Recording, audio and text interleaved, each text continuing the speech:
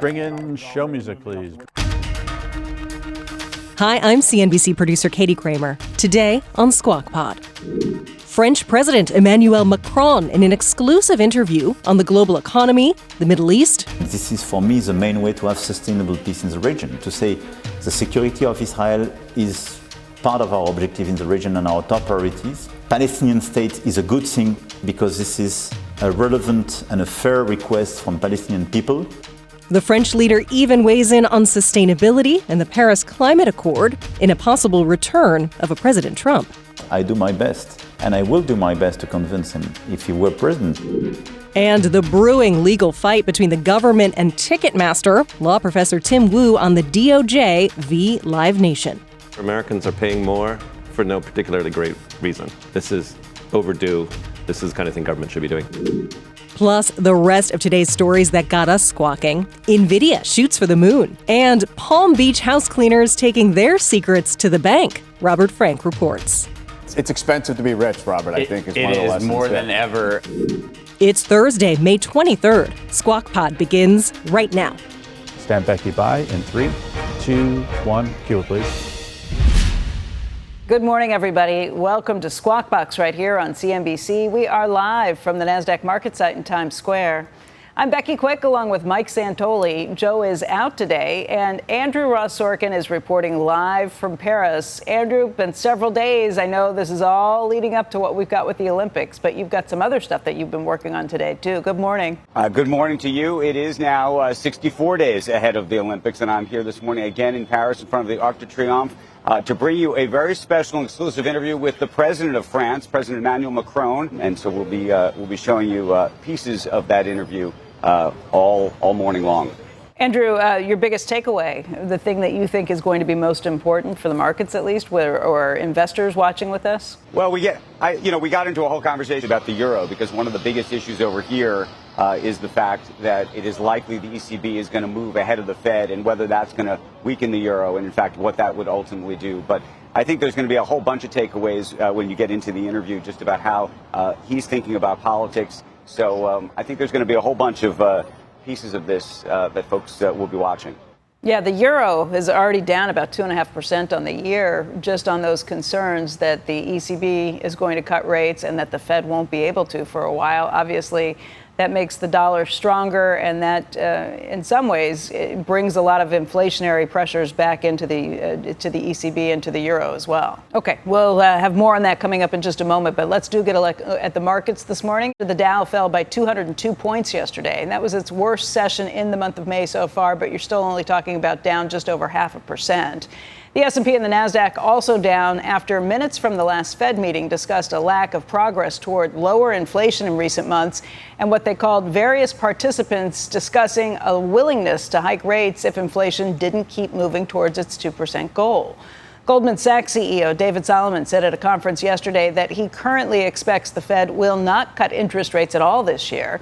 That comes amid an economy that's proved more resilient thanks to government spending and investments in AI infrastructure. Those investments in AI infrastructure, again, that's what's driving things today. There's no doubt about it. The other big market story, maybe the one, Nvidia, the stock is rising right now after earnings came in at $6.12 per share for the quarter, beating estimates of $5.59. Now, that was driven by growth in its data center category. That was 427% year-over-year growth. Current quarter revenue guidance came in about $1.5 billion higher than Wall Street expected, and Nvidia announced a 10-for-1 stock split on top of it. You see the stock indicated higher by almost 7%, which is basically around what the options market was handicapping ahead of time. In my mind, the market was essentially hesitating for 2 or 3 days for Nvidia's permission to try the upside. Because you were telling that. I was saying that for a couple of days. Nvidia, it's very interesting dynamic because Nvidia is on a January fiscal year and it reports a month after all the big ones. It has the stage to itself. And there's all of this focus of concentrated bets and speculation of what's it going to do. It basically answered whatever doubts may have been in there. I don't think there were a lot of doubts. I don't but think basically, there were either, but it pushed anything out the window. Exactly. If you were doubting this or thinking that this company was not going to continue at this pace. people have been saying the longer we go with this, the higher the stock goes, the cheaper it gets because the E is rising faster than the P. The sales growth at this scale is probably only precedented by what Apple was doing in the sweet spot of the iPhone growth. Yeah. So yes, it's obviously got all this runway, this product transition to this new processor, Blackwell. It seems like it's actually ahead of plan. They have a 1-year cadence in introducing the new chips. And I think the bigger thing is, why is all this investment happening? Because their customers, the Metas, the Amazons, the Microsofts of the world, feel as if it's going to directly create productivity. We don't know if that's true, but for now they're operating as if it's really helping them, or they need to scale to such a degree fast. They need to scale because they're getting the revenue from their customers. I mean, I think this is a continue looking down the line, and you are looking at AI applications in some cases where it really is automatically profitable to put these things in. Like if you look at the case situation of customer call centers. Sure. For that to be automated, you can make that even with the investment. I was talking to an AI guy the other day who does this, and you can make that instantaneously profitable. So making these investments, looking at the productivity, looking at the bottom line paying off, that's why when Jensen Huang talks and says, we're not going to be able to meet demand until sometime next year, well into next year. If you look at the halfway point and even potentially beyond.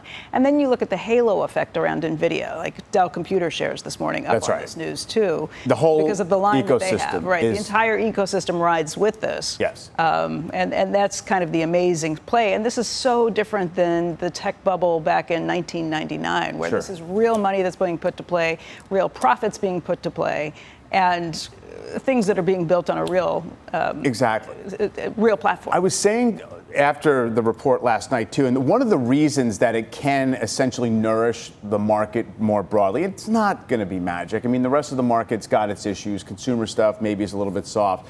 But the reason I think that we've seized on it is that the companies that are investing in Nvidia, so running through the sales line of Nvidia and down to the bottom line of Nvidia, are these massively profitable companies like Microsoft, Amazon, Meta, Alphabet, all the rest. And what would they otherwise be doing with their cash? Right. Letting it build up on their balance sheet, maybe buying back some stock, maybe spreading it around some other investments. But the point is, it's being put into motion. And Nvidia is turning it into free cash flow. We're putting a multiple on that in the market. And so it's not magic. It can't last forever. Returns are probably going to go down in terms of the margins for Nvidia over time. But for now, the game is on. Unbelievable story. Yeah. The demand for service jobs in wealthy Palm Beach, Florida is reaching new extremes. It has even led to bidding wars for housekeepers and exploding salaries. Robert Frank joins us now with more on this story. It's expensive to be rich, Robert, I think is one of the lessons. It is more than ever. Thousands of wealthy New Yorkers moved to Florida after the pandemic. They bought big homes in Palm Beach and Miami. They need cleaning. The problem is there weren't enough experienced cleaners. So now Florida's wealth boom has touched off a housekeeper shortage. Salaries for experienced housekeepers in Palm Beach more than doubled since 2020. The typical salary, get this, is now $110,000 to $150,000, including overtime, 401ks, and health insurance. Most housekeepers are asking $50 an hour or more. Staffing agencies say some executive housekeepers, that's where they clean and they help manage a cleaning staff, are topping $200,000, and bidding wars have become common. Now, hotels and resorts also have a shortage, but that's a different labor pool since housekeepers for the wealthy need very specific skills. There's also higher demand for chefs, nannies, and butlers. Those are called hospitality managers now, but need for those staff not nearly as high as for housekeepers. By the way, you can read more about the housekeeper shortage and where the wealthy are investing in the new Inside Wealth newsletter. Just went live right now. You can head to cnbc.com/insidewealth. Get all of that in the new newsletter. So those salary levels, I mean, so this is a full-time person that you're employing for the most part? Absolutely. And it's this perfect storm where you have, the big problem with inflation now is wage inflation in the service sector. So that's the sort of apex of that. Then you had this huge wealth migration to Florida, which sort of in some communities doubled the need for housekeepers. And then you have a wealthy consumer base that we'll pay whatever it takes to get the staff. And so those three things coming together, I mean, this really is the ultimate sign of wage inflation in the service sector. We're seeing it in California restaurants, and we're seeing it in cleaning staff throughout the country, but no more than what you've seen in a hotel. The houses that we're looking at, this is not like a normal person's issues. These or are problems. 30,000 square feet houses that often have 3 or 4 housekeepers, and the demand now is for the executive housekeeper or head housekeeper that not only cleans but also manages the staff. And there's now going to be a training school in Palm Beach because they can't find qualified candidates. So now people are making money from training the housekeepers because there's so much demand. Mike, your first comment was the best.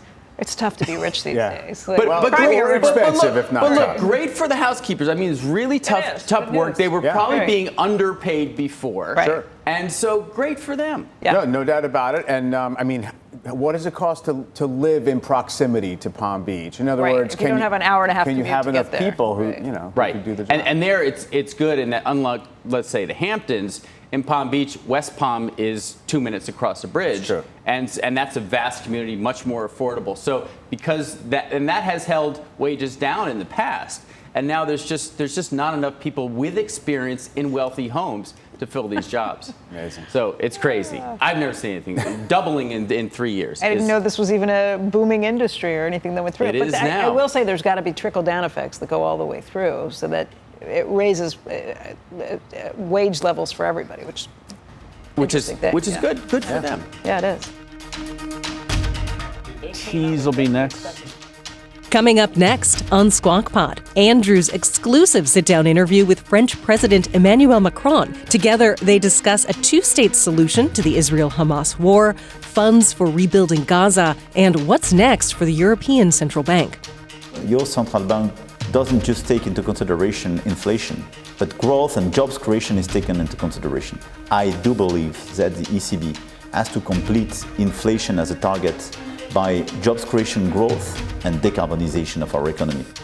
That conversation is right after this.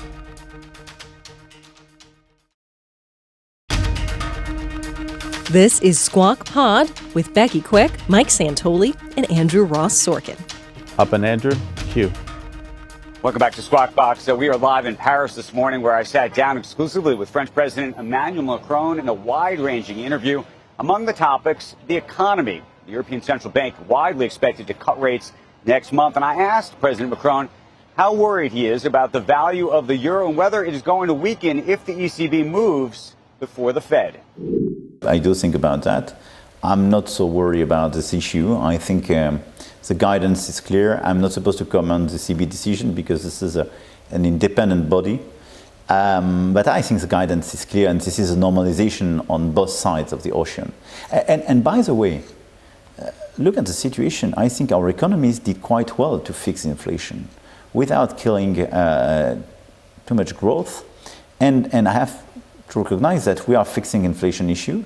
And in France, we still created private jobs during this period of time, which is quite unique.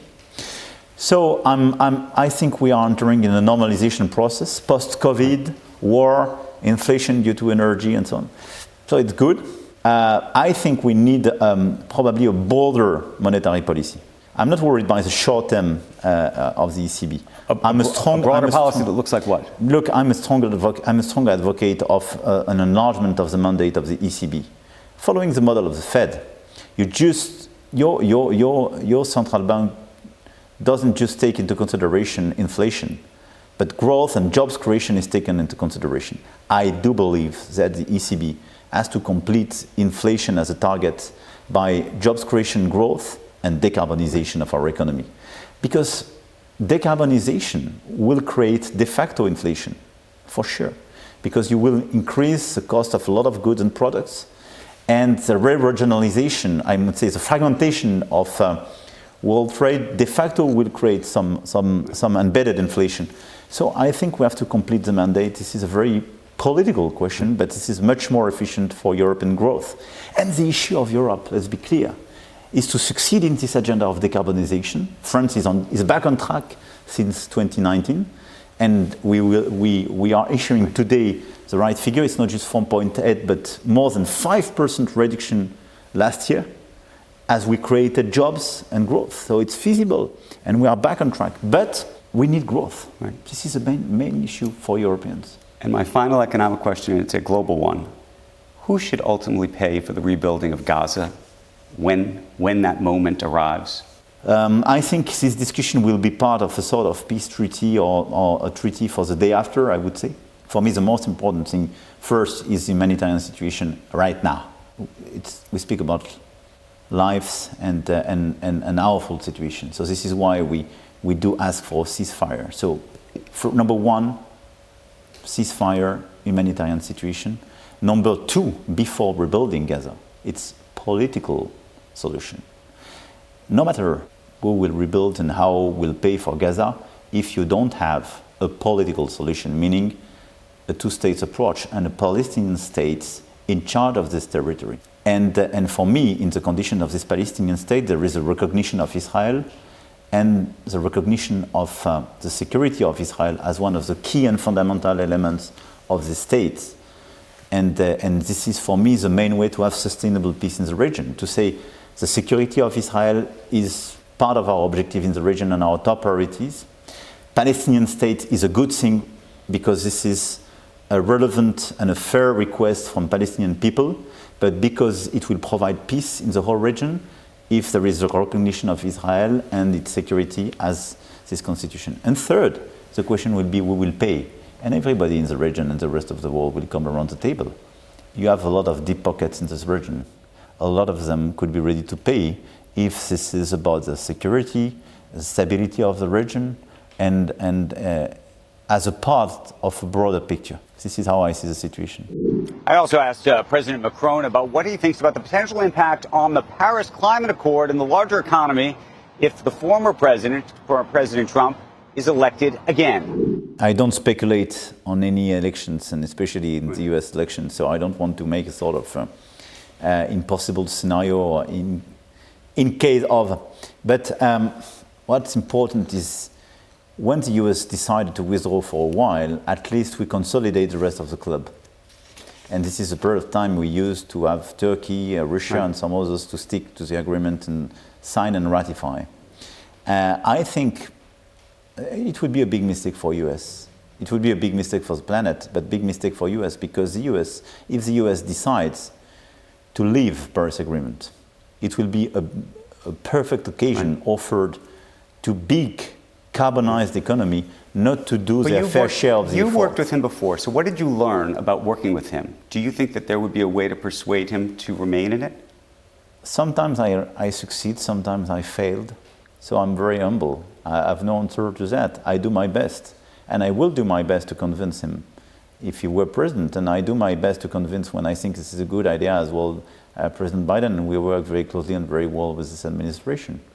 But I think the US as the first economy of this world has a very important role to play to decarbonize its economy. And by the way, I was not happy with Inflation Reduction Act because it was not good for the Europeans. But I have to recognize it's good to decarbonize the US economy because it attracts a lot of clean tech. So I think it was a smart law for your economy, your jobs, and for climate change at a global scale. So my objective now with the US administration is to work very hard, first to be sure that we resynchronize our agenda. And I think the US now has to regulate a little bit more the key investors, the business sector, to be sure they are more compliant with Paris Agreement. And the Europeans have to invest more because we regulated much more than the others, but we are not investing at the right scale. I should mention that we have the entire interview with President Macron coming up tonight at 8 p.m. Eastern Time right here on CNBC. So look out for that. Thanks, Mike.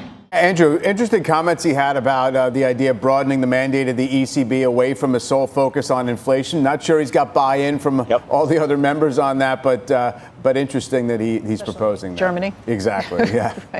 Right. There is a lot more comfort in Europe about the taming of inflation. Yeah, and Germany's particularly concerned given its history. That's the whole basis of a lot of it, yeah. Next on Squawk Pod, the Justice Department set to take action against Live Nation, the parent company of Ticketmaster, saying it's just too big. Antitrust expert Tim Wu joins us. I think the government's going to seek a breakup, by the way, just to be And what does that clear about breakup look like? Well, the most obvious, you separate Live Nation and Ticketmaster.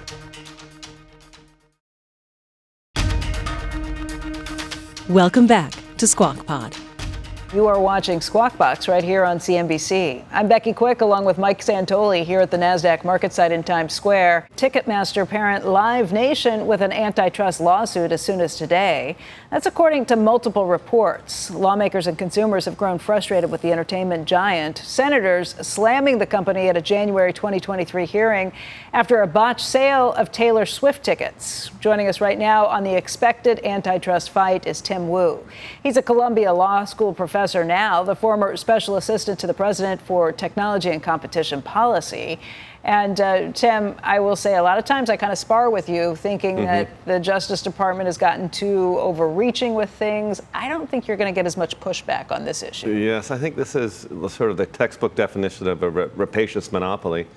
And a lot of it comes from this, you know, that the United States government allowed them to merge in 2012 or so, and that ended up Live Nation and Ticketmaster, and that ended up being a big mistake. Yeah. At the time, they said that don't worry, we're not going to use our monopolistic forces to punish any venues who don't use us or to cause ticket prices to go up. Has that been the case? You know, a lot of this is confidential, but I think there's been reporting suggesting and a lot of anecdotal evidence that they have just used their power over ticketing and booking to control the industry, and they have over 70-80% of major venues. I mean, have you ever tried to buy something outside of Ticketmaster that's a major? Well, you can only do it on the secondhand market after they do it and sell it back through. I think there may be no more evidence than the idea that over the last year, people have been traveling to Europe to go see Taylor Swift because you can pay for your plane tickets, your hotel, your visit there, and the tickets cheaper than you can buy tickets here in the United States to a concert. That's right. And in fact, that happened to Steck's family just did this right here on set. Yeah, like he's back here, but his family just did the same thing because it was cheaper to go to Stockholm. You know, it's become one of these areas where Americans are paying more for no particularly great reason. You know, we pay more fees than any other country. The ticket prices are higher. There is a monopoly. They've found a million different ways to keep competitors out, and I just think this is overdue.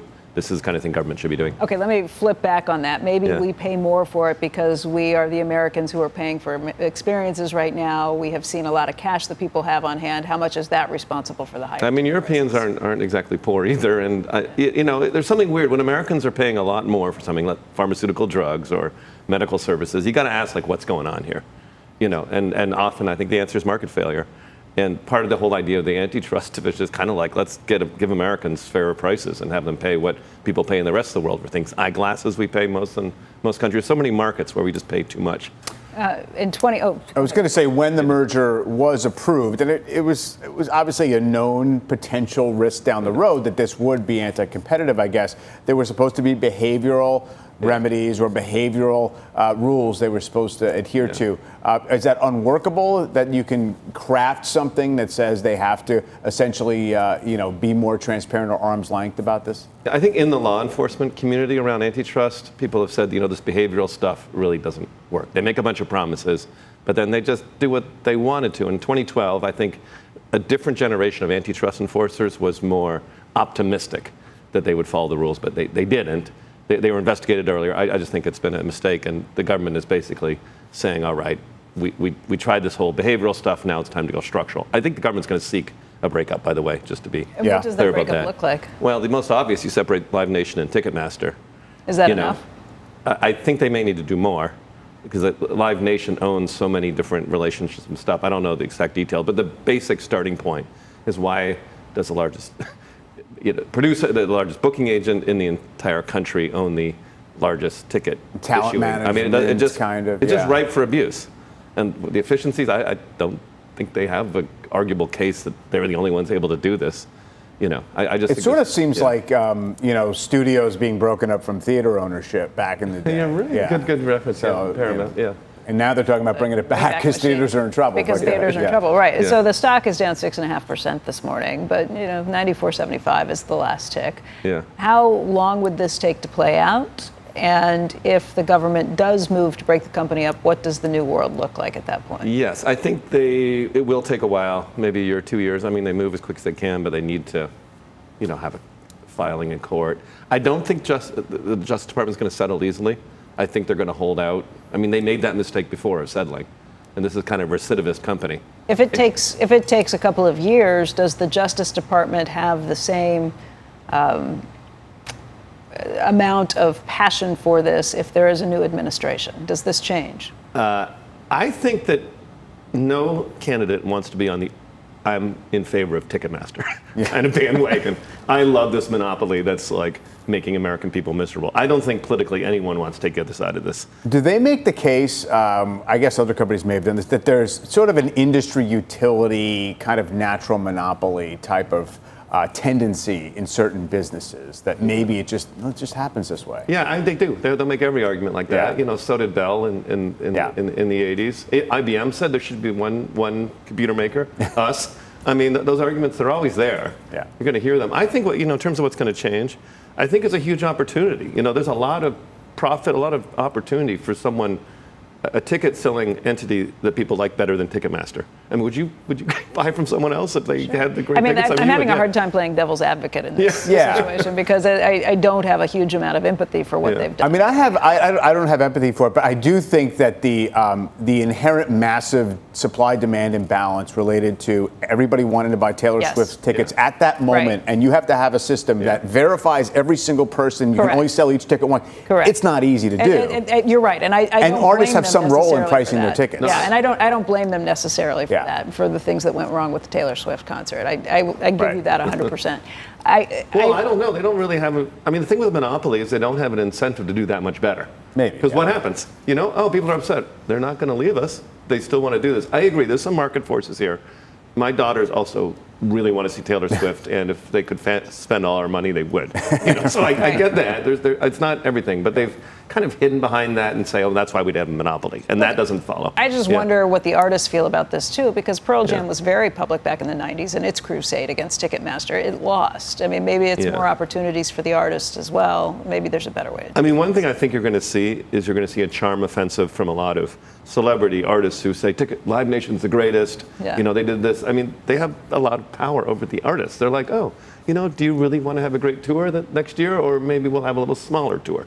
So I think you're going to have all kinds of artists say, oh, I love these guys. On TikTok. A little Stockholm syndrome. Yeah, right. Yeah, a little Stockholm syndrome kind of situation. So, interesting. Yeah. Tim, thank you. Yeah, pleasure. That's the pod for today. Thanks for listening. Squawk Box is hosted by Joe Kernan, Becky Quick, and Andrew Ross Sorkin. He's getting on a plane. He's headed back. Squawk Box is on CNBC weekday mornings at 6 a.m. But you can get the smartest takes, the top interviews, and the best analysis right into your ears when you follow Squawk Pod, this podcast, wherever you listen. We'll meet you right back here tomorrow. We are clear. Thanks, guys.